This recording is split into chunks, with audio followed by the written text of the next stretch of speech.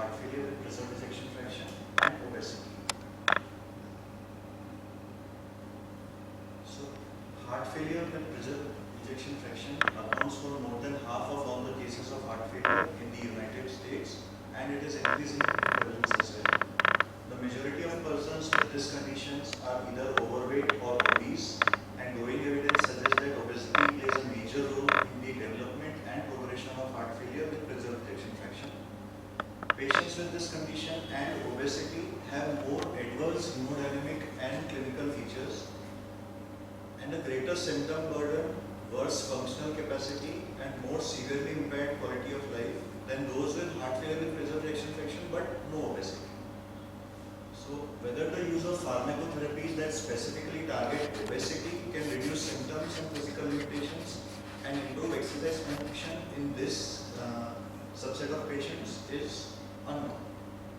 So, semaglutide at a dose of 2.4 mg once weekly, administered subcutaneously, is a potent GLP-1 receptor agonist that is approved for long-term weight management and has been shown to produce major weight loss in persons with obesity or those who are overweight, and it is shown to have favorable effects on cardiometabolic risk factors.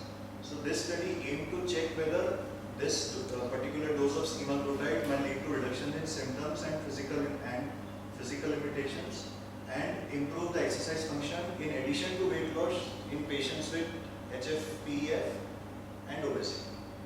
Now the new thing is added is the obstructive sleep apnea. Yes. In this kind of weight loss with the obstructive sleep apnea, tirzepatide in obstructive sleep apnea, हमने recently article आया. Right. OSA is frequently found in patients with HFpEF. Whether it reduces OSA also, that is the recently tirzepatide in OSA. So semaglutide, talking about semaglutide, it is chemically similar to human GLP-1.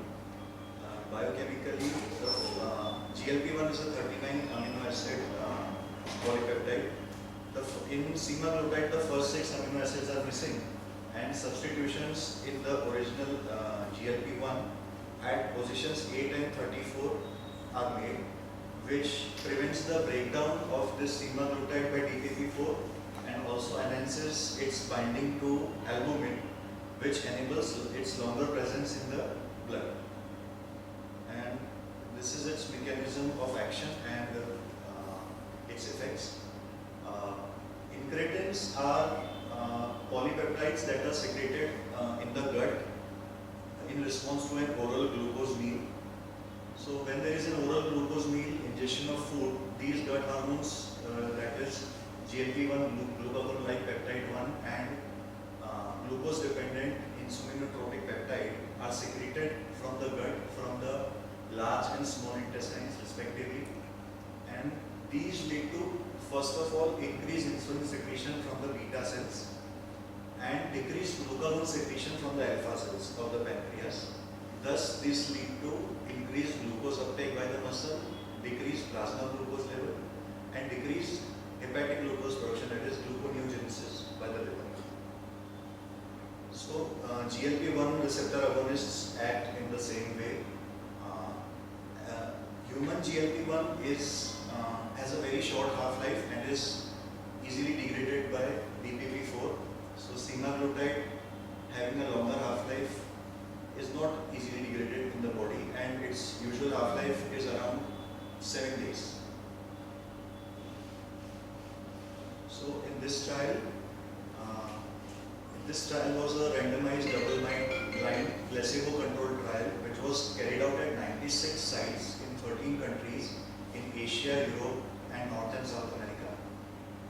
The name of the trial was STEP HFpEF trial, and the study period for this trial was March 2021 to March 2022, that is 52 weeks, and 529 patients who had HFpEF and a body mass index of 30 kg per meter square or higher were randomly assigned to receive this dose of semaglutide, that is once weekly, 2.4 mg subcutaneously or placebo. These are the inclusion criteria. persons above the age of 18 years or older were eligible to participate if they had an ejection fraction of at least 45%,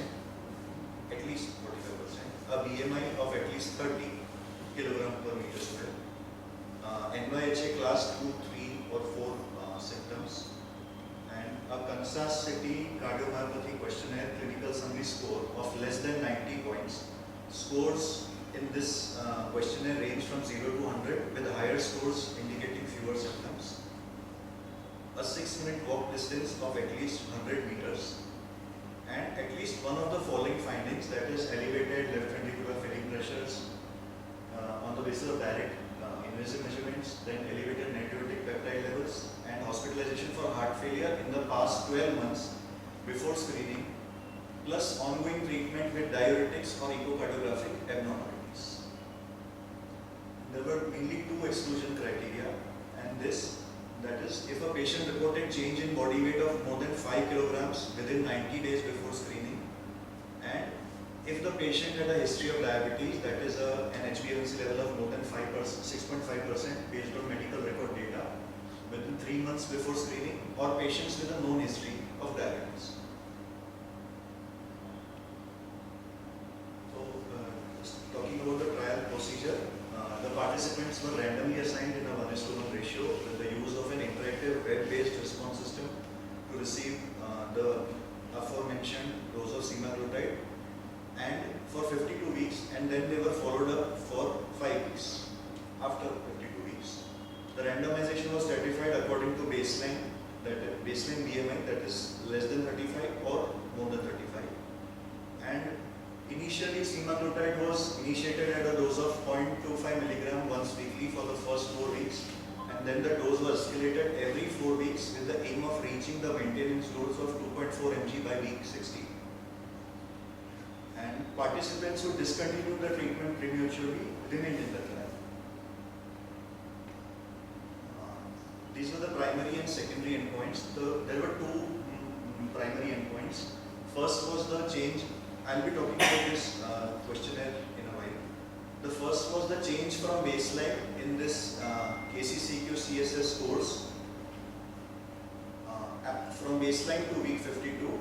The next was the percentage change in body weight from baseline to week 52. And confirmatory secondary endpoints included the change in 6-minute walk distance, the change in CRP level, and a hierarchical composite endpoint that included death from any cause, number and timing of heart failure events, and the differences of at least 15 or at least 10 or at least 5 points in the change in the KCCQ CSS, and a difference of at least 30 meters in the change in 6-minute walk distance.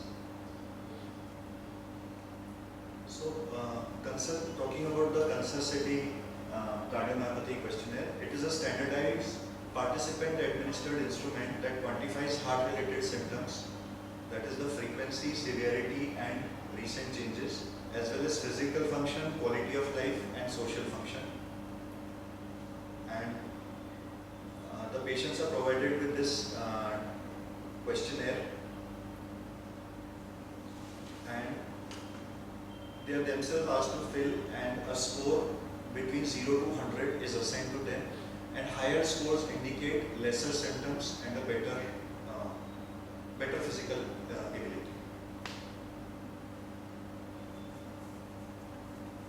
So in this trial, these are the baseline demographic and clinical characteristics of the participants. The median age in this category of patients was around 70 in both the semaglutide and the placebo patients. The total number of patients in each group were 149 and 148 respectively. That is quite a fair equal distribution. Most of the patients in this category, this trial, were whites. The median body weight was around 105 kgs in both the groups, and the median BMI was around 37 kilograms per meter square. The BMI stratum, that is more than or equal to 35 kilograms per meter square, that is 174, that is 66% of the patients had a BMI of more than or equal to 35 kilograms per meter square. Then most of the patients had an ejection fraction between 50 to 60%, that is 113 and 102 in both semaglutide and placebo comorbidity at the time of screening, 216 patients in the semaglutide group had hypertension, atrial fibrillation patients, 135 patients had atrial fibrillation, and 53 patients had coronary artery disease, as well as NYHA class 2, NYHA functional class. Most of the patients had class 2 NYHA, and a few of them had class 3 or class 4 NYHA as well. These are the results of the trial. The change in the Kansas City cardiomyopathy questionnaire from baseline to 52 weeks in the semaglutide group of patients was 16.6. That is, there was an increase of 16.6 from the baseline in the patients who received semaglutide, whereas in the case of those patients who received, those participants who received placebo, the change was only 8.7. Then the percentage change in the body weight in the patients who received semaglutide, in the participants who received semaglutide was 13.3, minus 13.3%, whereas those in the placebo, it was only minus 2.6%. Then this is the the secondary endpoints. The change in the 6-minute walk distance, that is the increase from the baseline in the 6-minute walk distance was 21.5 in participants who received semaglutide, whereas it was only 1.2 in the participants who received placebo. Then coming to the secondary composite hierarchical endpoint, at least everything was better with the participants who received semaglutide. That is, there was more than 5 point, more than 10 point, and more than 15 point difference in the change in the KCCU CSS in the patients who received semaglutide. Number of heart failure events was slightly on the higher side in case of semaglutide patients, and even more than 30-meter difference in change in the 6-minute walk distance was in those patients in participants who received semaglutide. Then the change in CRP level, that is the ratio of decrease in the CRP from baseline to week 52. In patients who received semaglutide, it was 0.56, whereas in those who received placebo, it was only 0.93. This is again summarizing what I just mentioned graphically. These are the reported adverse effects. Except for gastrointestinal disorders that were reported higher in the participants who received semaglutide, as arterial, skeletal muscle, and physical dysfunction. So, among patients with established HFpEF, those with obesity phenotype have distinct clinical and hemodynamic features, including expanded plasma and stressed blood volume, reduced venous capacitance, elevations in pulmonary wedge pressures, adverse hemodynamic response to diuresis, higher inflammatory markers, and more pronounced hypertension, as well as more severe symptoms and exercise intolerance. So, obesity also results in natriuretic peptide deficiency as a consequence of decreased production and increased clearance, which leads to a reduced capacity for vasodilation and natriuresis. The magnitude of reduction in the symptoms and physical limitations observed with semaglutide in this trial, it was substantial, with a mean increase in the KCCQ CSS of nearly 8 points in favor of semaglutide. So, for comparison, previous data with agents such as SGLT2 inhibitors, ARBI, that is sacubitril/valsartan, and spironolactone for heart failure with preserved ejection fraction showed only modest changes in KCCU scores ranging from 0.5 to 2.3%. This is the major point favoring this trial. Then the improvement in the 6-minute walk distance, that is the secondary endpoint, it was also observed in this trial. It was also clinically relevant because even when patients have well compensated heart failure with preserved ejection fraction and are in a stable condition, they have marked impaired objectively measured physical function. Impaired physical function is an important independent predictor of poorer quality of life, hospitalization, loss of independence, nursing home placement, and death. And A randomized trial of caloric restriction in patients with heart HFpEF and obesity showed reduction in symptoms and improvement in exercise function and quality of life. So the data from this trial extend the findings of this so-called randomized trial that weight loss with semaglutide at the dose of 2.4 mg subcutaneously once weekly is a beneficial strategy in patients with heart failure with preserved ejection fraction and obesity. Then the trajectory of reductions in symptoms and physical limitations and improvements in exercise function suggests that weight loss with its attendant decrease in adipose tissue is likely to be an important contributor to these benefits.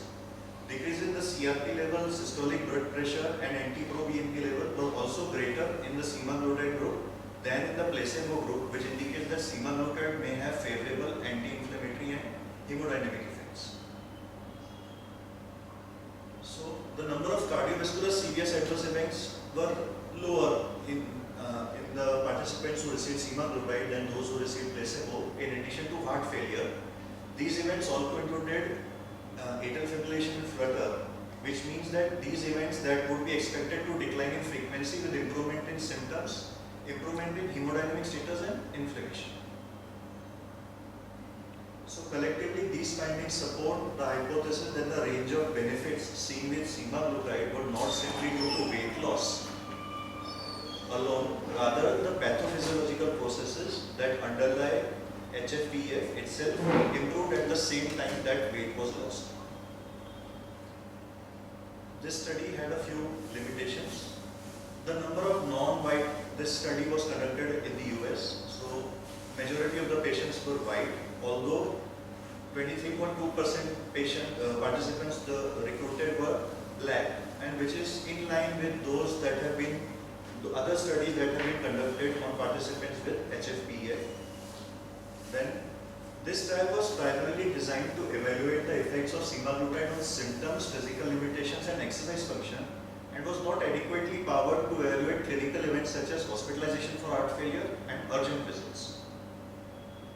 Then thirdly, the duration of follow-up was limited to 1 year, although the trajectory of effects on the KCCU score, 6-minute walk distance and weight loss indicated that greater persistent improvements over time with semaglutide can be expected. And data on the specific HbA1c levels, it was just confirmed at baseline that the patients did not have diabetes. However, during follow-up it was not done so, and during the course of the study it was not done so. However, it is unlikely that the beneficial effects of semaglutide in this trial were mediated by changes in glycemia. So to conclude, in patients with heart failure with preserved ejection fraction and obesity, treatment with once weekly semaglutide at a dose of 2.4 milligrams led to larger reductions in heart failure related symptoms and physical limitations, greater improvement in exercise function and greater weight loss than placebo. And this is about the commercial preparations that are available worldwide and in India. Semaglutide was first launched by Novo Nordisk in 2017 with the brand name Ozempic for diabetes, then with another brand name Wegovy for obesity. In India, the only drug available is Novo Nordisk Rybelsus, and it is an oral preparation approved for managing diabetes. And online sellers like IndiaMart, etc. also they mention that Wegovy is available at a cost of 9,500 for a month's supply. It is at 1/4 of the US cost in the US, but how they are doing this, that is not known. And there is a Bangladesh-based Incepta Pharmaceutical Limited's Fitaro brand, which is also gaining popularity. And patents by Novo Nordisk are due to expire in 2026, and Indian companies are preparing semaglutide preparations like Wegovy. These are the preparations that are available worldwide as well as in India. This oral preparation is available in India. One pill of Rybelsus costs around 310 rupees. 847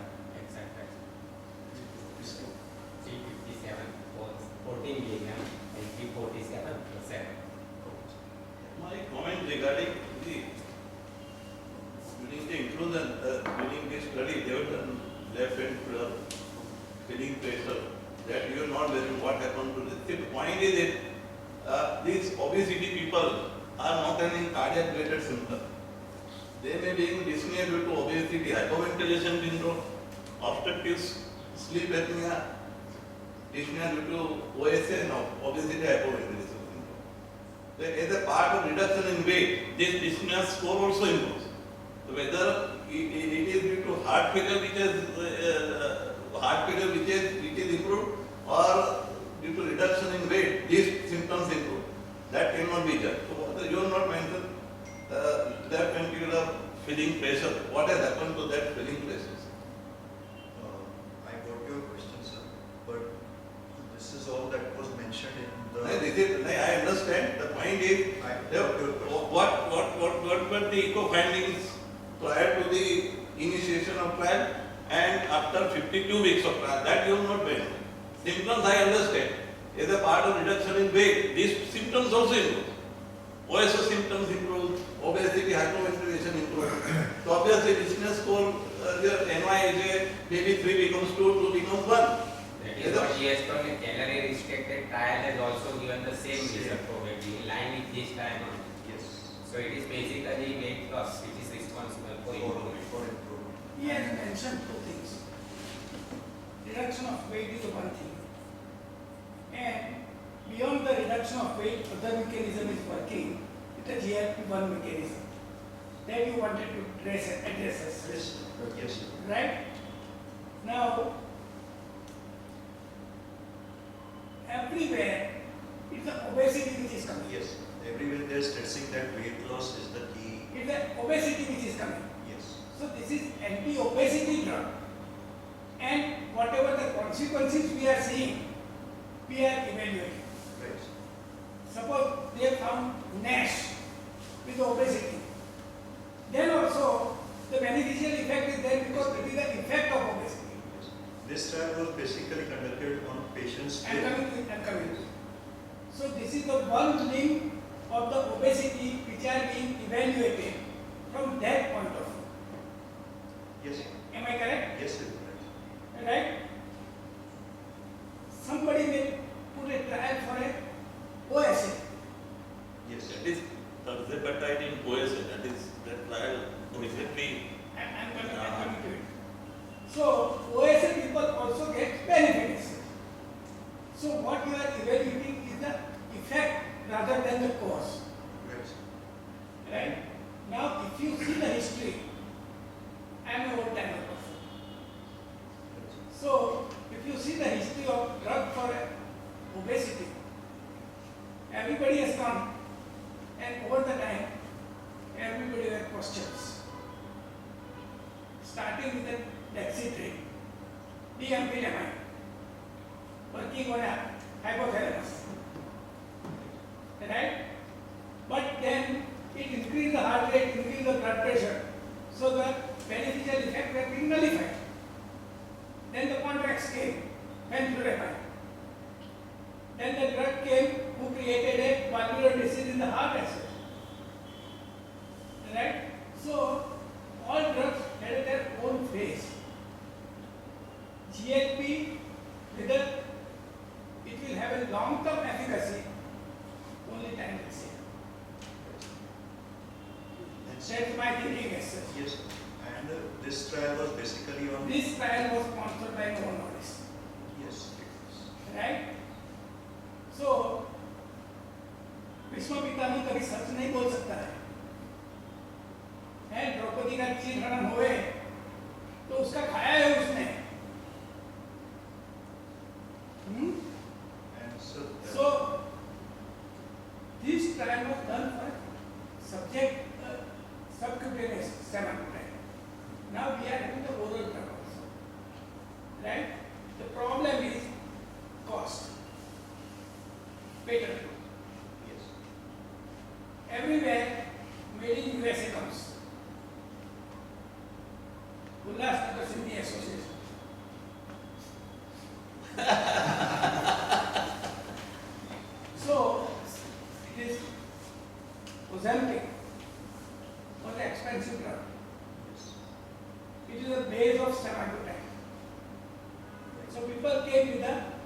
semaglutide acetate.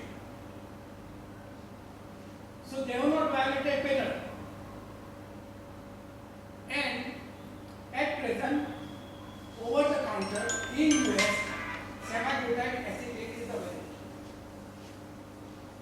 which is cheaper than the semaglutide base. Why the FDA has to announce that we have not done any trial of semaglutide acetate, and so we don't vouch it. Again, the Novo Nordisk bribe the FDA. A common man wants the cheap drug, right? So at present, the whole issue is not semaglutide. Whole issue is of the cost, and people try to find a way of it. Here also the same story will be repeated. Semaglutide will be produced by Reddy or Torrent or Sun Pharma, and then same semaglutide will be produced by the Unison, right? Cost will go down. Quality also will go Quality. down. Right? Both, not only cost, quality also. So I am using Reminis. It's what wonder in a obese diabetic patient. Yes. I call it as a medical bariatrics. That and DAPA together is a medical bariatrics. But how long? Time will say. Wait for 5 years. What happens to this molecule? We do not know. At present, we have got no option. So we are using